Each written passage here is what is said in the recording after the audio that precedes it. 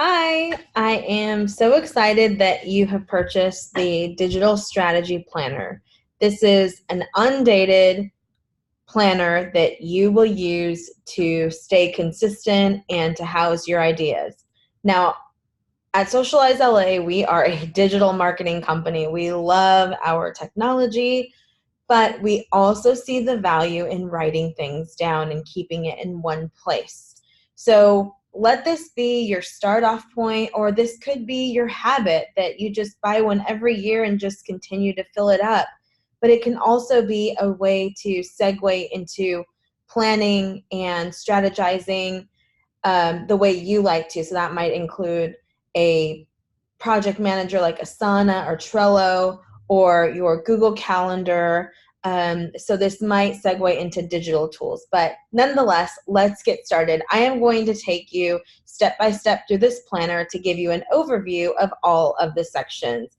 On this first page, you will see myself, and I'm giving you a message on how to best use the planner and to, keep a great attitude and to be wildly excited about the possibilities, of course, as I always say. Here also, you'll also see a couple of ways that you can stay connected with us online.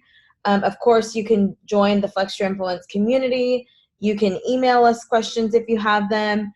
And you can also join our free Facebook group. It's called the Modern Marketing Support Group.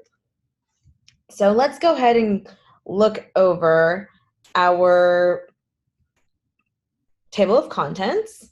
So that's a really good way for you to just remember where you are in your place.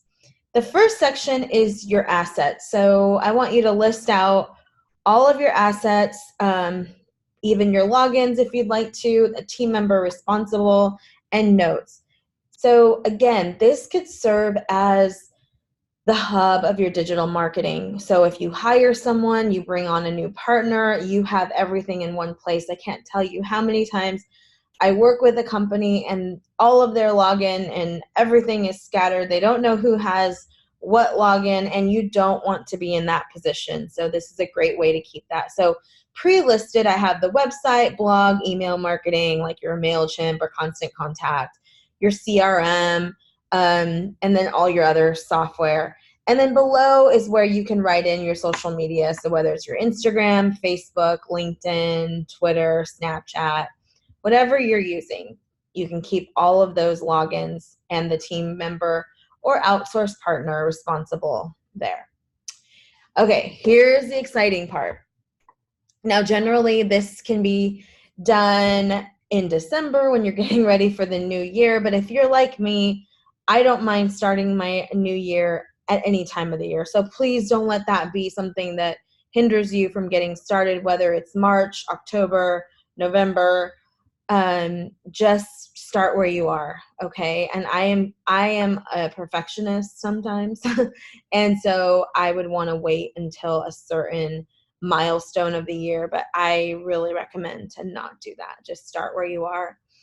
Annual themes and holidays are going to be your best friend, because one of the number one challenges that my students and my clients face is knowing what to post. Now, you are the influencer, the expert in your industry, are you not? Yes, you are. So if I give you any given topic within your industry, you could probably talk about it for days. So what this does here is, one day I want you to sit down, grab a cup of coffee, your favorite scenery, and start marking up what themes you can place in each of these categories. So like, let's say for Socialize LA, we might say March is all about LinkedIn. And so March, I'm just going to write LinkedIn. And so I know that in March, I'm going to blog about LinkedIn. I'm going to do Facebook Lives about LinkedIn. I'm going to do an email campaign or an email marketing news blast about LinkedIn. And then that's great. So that way when March comes and it's a whirlwind and I'm busy and the year's gone by, I know that it's like, what am I talking about this month? And I look at my calendar, it's like, oh, LinkedIn? Okay, cool. Let's talk about, the 5 steps to really utilizing LinkedIn. I can do that. That's easy. So once I have like the marker, I can go from there. So I suggest that you fill in something for every single month. Now, these are internal themes. You do not have to tell the world today, this month is all about LinkedIn. Now you can, but you don't have to, okay? So those are your themes, and your themes you will use throughout this planner. So here's your blog planner, okay? The blog planner is 2 pages long, and the reason for that is every time you get an idea for an article, I want you to write it down. And whether it's a topic or it's a bullet point or it's a title, I want you to write it down, because when it comes down to time to write my blog, a lot of times people get they get paralyzed in their tracks and they don't know what to write. But again, you come back to this blog planner and you're like, oh, I was going to talk about the top 10 ways to decorate your home with a Christmas theme or with a summer theme or whatever your industry is. You have written that down, and now you can come back to it and just let it go. So every time you get an idea, do not say, oh, I'll remember that, because you won't. You and I both know that you will not remember. The great ideas will still slip your mind, so you need to write them down. So you have your blog planner. And the next 2 pages, you have influencers. So as you're going along in life and networking, you may connect with people who want to be an affiliate, or who just, you have some really great energy together. You might want to add them here, add their phone number or physical address, their website, and their social media channels. That way you can remember to stay connected with them. So you might be thinking, this isn't enough space. So that's fine, but this is a place to start thinking about it, and then making sure that you're connected with them online, okay? So on the next page, you're going to see the master calendar. So what is the master calendar? The master calendar is basically the frequency of how often you are going to post. Okay, so how often are you going to plan? You might say, I am going to plan the last Thursday of every month, and I'm going to plan for the next month. So you'll put that in. Social media content is going to be 4 Mondays a month, 4 Tuesdays a month, 10 Wednesdays a month. Start putting that in. When are you going to do the creative? I'm going to create all of my creative every Monday, or I'm going to give my designer all my ideas on Monday. So every Monday, right? And every Monday, creative will be done, or will be outsourced, or something like that, okay? Engagement. I'm going to engage only on Tuesdays and Thursdays, and you might write weekly. Blog. I'm going to blog every Wednesday. Website updates will happen every Friday, or, the first and the last Friday of the month. You see what I'm saying? So this is how you will start prepping your master calendar. This will also help when you start outsourcing, or you start delegating these tasks to your team. So you might say, oh, I've been really bad about those website updates, so I want to bring someone on to do that. And then you know what you had, the expectation you had set for yourself, and then where you need help, okay? Calls to action. On this page, I want you to write out what your calls to action are. So your calls to action are going to be, what action do you want your audience to take? So if you do a great email campaign, or an awesome blog article, or an awesome social media post, or a great Facebook Live, what's the next step you want people to take? You always want to guide them. You never want to leave them hanging or wondering how to do business with you. So in this space, there are 12 calls to action, but really, depending on your business, you may only have 2 or 3 calls to action. Again, this is like a quick overview of how to use this digital marketing planner. So this isn't like the nitty-gritty walking you through how to make a call to action, but hopefully this gives you an idea of what you need, okay? So your customer journey. So I speak a lot about customer journeys, and really what that is it starts with the call to action and how people meet you. And then from there, how they become your client. So from total stranger to becoming my client, how does this journey look? So you have your assets, you have maybe a form online, your calls to action, email marketing. Do you have a text program, or do you pick up the phone and call them? Do you mail them? So you need to identify what the customer journey is. And all of these boxes are just suggestions. You may fill these in with your specific journey, and even number these boxes so you know. Again, this is a great way to build a process that you can delegate and train to your future employees or your current employees. Now, your email sequence is a little different than the customer journey. The customer journey is really how they funnel through different segments of your marketing. The email sequence is exactly that. It's actually just emails. So you may have heard the term opt-in or freebie or landing page. And so when somebody opts in, so for me, I have an opt-in at modernmarketingquiz.com. When people fill out that quiz, after they do that, they receive the Modern Marketing Roadmap, and then they receive 3 emails following that. And in those emails, I am prompting them, if you need more help, you may want to join the Flex Your Influence community, because that's where you're going to get the help you need. But this is a place where you can start sequencing your email. This is huge. When someone opts in for your email, that means they're interested in what you have to offer. So you may want to create an email sequence anywhere from 4 to 50 emails long. I mean, I'm not joking. And they can be weekly. They can happen once the person takes a certain action. It might take them down another road. Or if they don't take any actions, it may just end at a year full of emails. Now that's like super advanced, and that's like very well thought out, and you can do it, but don't feel like you need to have 50 emails. But start with at least 4.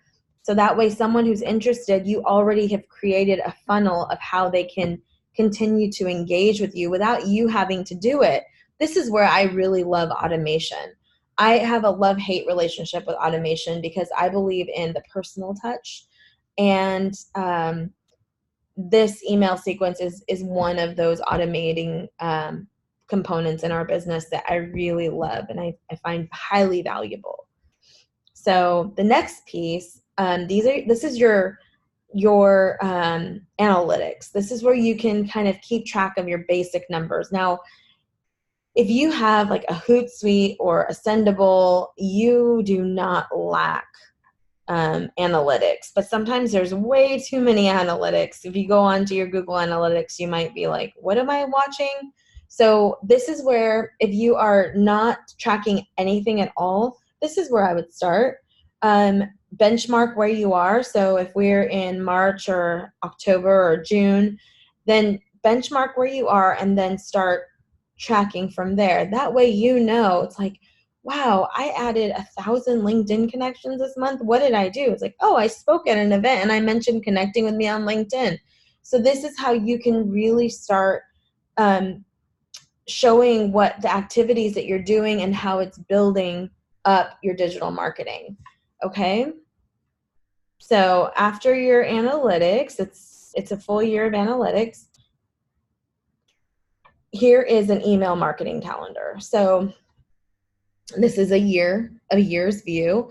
And the reason why each month has 5 lines is because if you want to send a certain email like once a week or whatever your protocol is going to be, you can list it here.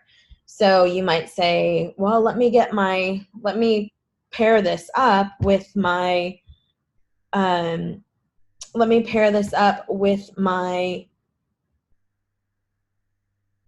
theme calendar.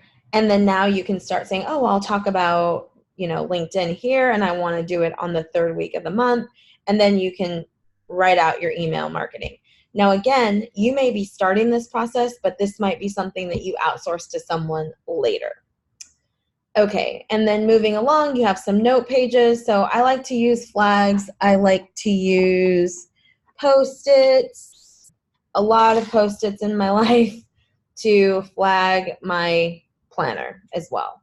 So this is a sample month, and I know it's a little wacky. This is not exactly what the month is going to look like, but I do want you to see how I have filled this out. So in this box on the top box where it says month notes and it's all in yellow, here where it says asset goals, that's where in the month I want you to write out what are your goals for the month to increase your social media numbers. What are your upcoming events? What highlight of your product and services do you want to use? Who do you want to connect and engage with?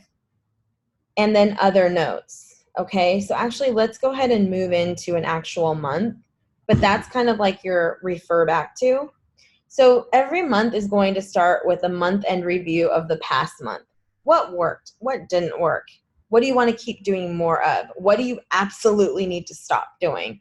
And your aha moments, and then notes. Okay, that is how you are going to do that. Okay. So here's how you start planning the month. So I suggest planning the month, like the future month, at least 1 week before. So in the Flex Your Influence community, we do this about 7 to 10 days before the future month. So if it is, we're planning for October, then we're going to be doing the calendar September, 17th through the 23rd, we'll be doing our planning day, and we'll be talking about October. But here we are, we're talking the month, and we'll even say the month and the theme.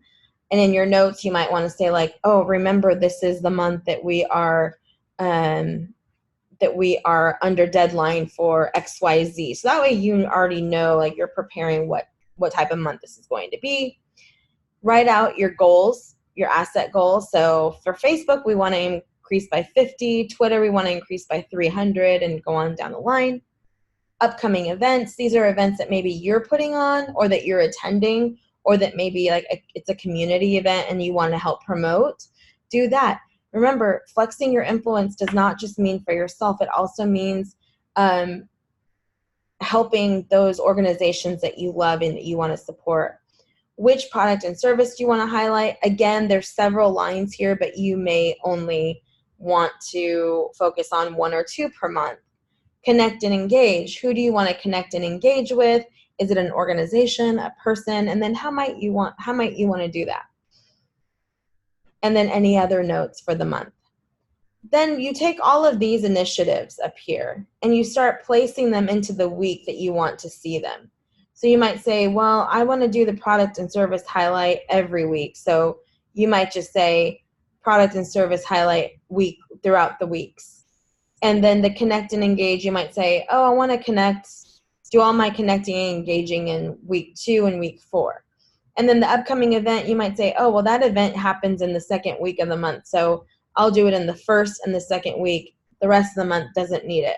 So that's how you're planning. You're taking all of the things you want to talk about, breaking it down into what week it goes into. And then now you're looking at your month. Here is your month. These are the days of the week, Monday through Friday, and then weekend. And then here are the weeks. Now, not every week has a 5th week, so I also put /notes, so you can also use notes here. But here you go.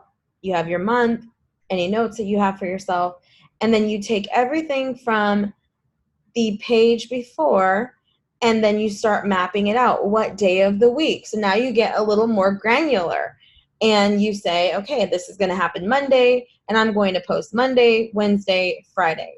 So, and then also remember, you have the weekly, you have the content calendar that you created earlier in this month of how you want the master calendar. So you have this to refer back to as well.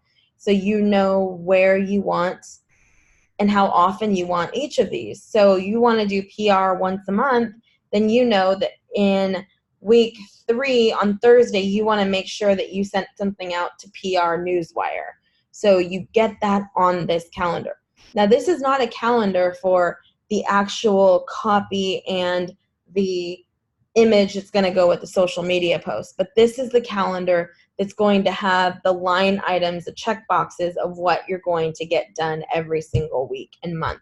So on this calendar, what I would love to see for you is at least 4 social media posts, 1 blog a month, and 1 email a month. Now, this is not across the board, one size fits all for every business, but if you are doing nothing, that would be amazing milestone to get to.